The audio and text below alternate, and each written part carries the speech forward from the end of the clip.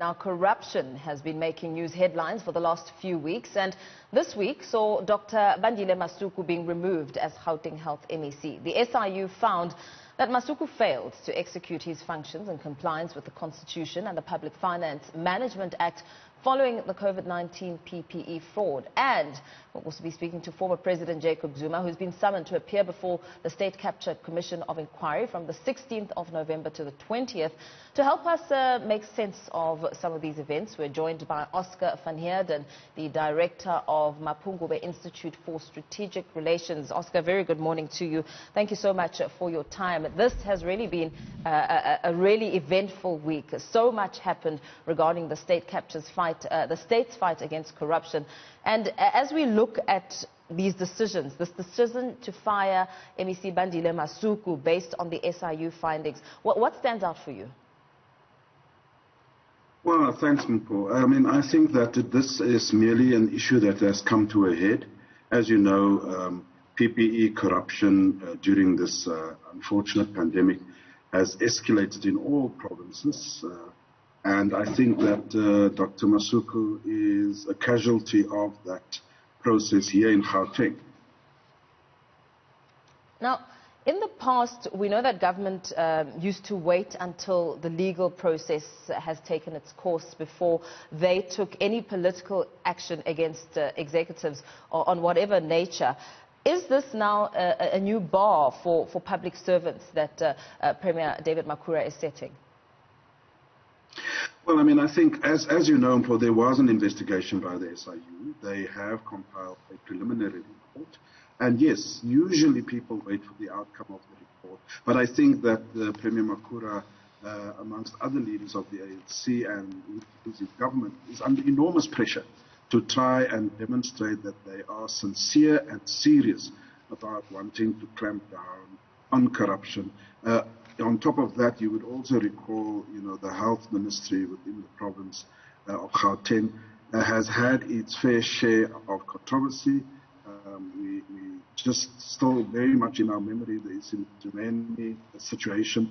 And so I think that Premier was under pressure to actually act decisively and saying that he will still wait for the final report, but he wanted to send a clear message that already officials in the department had been placed on suspension, others have been pushed out, and that he wanted to show that the politicians, the leaders of the department, in the form of Masuku, will have to follow this. And what is significant about, pardon me, politicians being able to perhaps give us an understanding on distinguishing between legality versus political responsibility as we try and make better sense of this matter? Well, the thing is, Mpo, that increasingly that line is being blurred. I think that the ANC and other opposition parties in government are beginning to realize that there is a very thin line between performing political duties and actually stepping over the line into the area of legality. And so you constantly have to subscribe, and that's why I think Dr. Masuku, in his response, in his statement, emphasized the point that he thought that he had followed the PFMA, that he had followed all the regulations and the rules and so forth. But unfortunately, the SIU seem to think differently.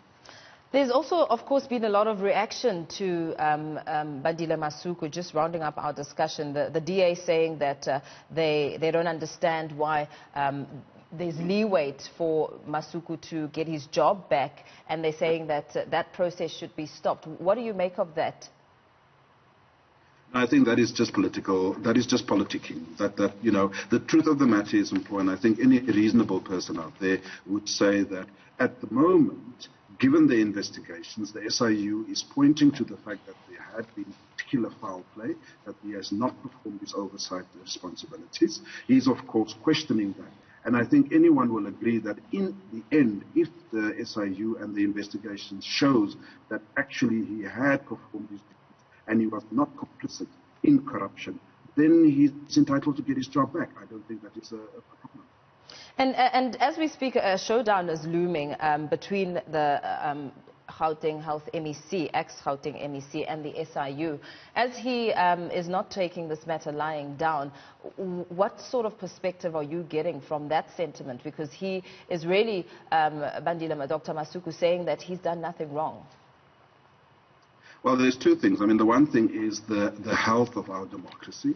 Far too often we find that people are wanting to say that we are a country that is going down into the abyss. And I think that the fact that people can challenge, can go to court to clear their good names, means that we still have a very healthy democracy, and the independence of our judiciary is enshrined. The courts will rule on this matter, and of course Masuku has got that right to question and take issue with it. I think the second thing is that he's also saying that over and above his political ambitions and so forth, he also has his good name to protect as a medical doctor. And I think that he wants to clear that, and he's entitled to do so. And another matter that really was breaking news yesterday in terms of former President Jacob Zuma being summoned to the Zondo Commission.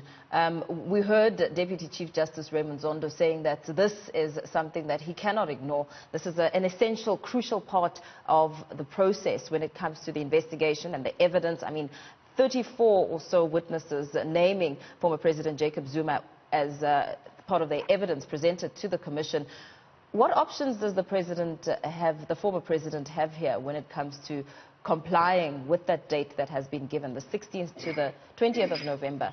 He's meant to see himself seated by 10 o'clock. Look, I mean, I think the thing is that it was former President Zuma that started the Zondo Commission. He is the one who appointed Zondo. He is the one who agreed on the terms of references. Now, of course, subsequently, President Ramaphosa has added some features to the terms of reference, but nothing that would prejudice anyone who appears before the Zondo Commission. And so, you know, President Zuma must come and answer. It is the same situation with regard to the Secretary General of the ANC, Ace Magashule. You know, there are officials and individuals in the Free State have been arrested in connection with criminality. His name keeps on coming up, and he needs to answer and clear his name. Similarly, in the Zuma matter, as you've outlined, many witnesses came before the Chief Justice and mentioned former President Zuma's name. And so he is affording the former President an opportunity to come and clear his name. There's no untoward business. If you have not done wrong, then there's nothing to worry about. Otherwise, come and account and answer, and you will be cleared if indeed that is what will happen. As we speak about the number of the witnesses who have mentioned the former president in the dealings that were conducted during that time, we also know that a group of supporters of the former president, Jacob Zuma, have been saying that there is no evidence, that Zondo is biased, and that they really want him to recuse himself from this entire process. We know that the State Capture Commission of Inquiry needs to wrap up its work by the end of the year. And looking at the timing of when former President Jacob Zuma has to appear, you know, what leeway could we see him now resorting to? Because he does have a lot to answer to. And what are the repercussions should he not come? I mean, I think that, you know, there's nothing wrong with having supporters, but the supporters also need to know that ourselves outside of the processes are not privy to the investigations, to the evidence that is there, and to the various dockets. And so I think it's a bit premature for any support base to want to argue that they don't have sufficient evidence, this is a witch hunt and so forth. That is precisely what must be determined during the process of examination and cross-examination. You are afforded an opportunity to respond and so forth and so on. So, you know, the truth of the matter is that we have come a long way with the Zondo Commission. We have had many revelations, and former President Zuma will do well to add his voice and clarify a number of things so that we can actually see the picture much more clearly and indeed hold those accountable that have transgressed the law, all without fear and favor. Very well. Thank you so much for your time and that analysis. Oscar van Heerden, the director of Mapungubwe Institute for Strategic Relations, giving us a sense of what he makes of the matter involving Gauteng MEC for Health, Bandile Masuku, who's now lost his job, as well as that of former President Jacob Zuma, who has been summoned to appear with the Zondo Commission of Inquiry.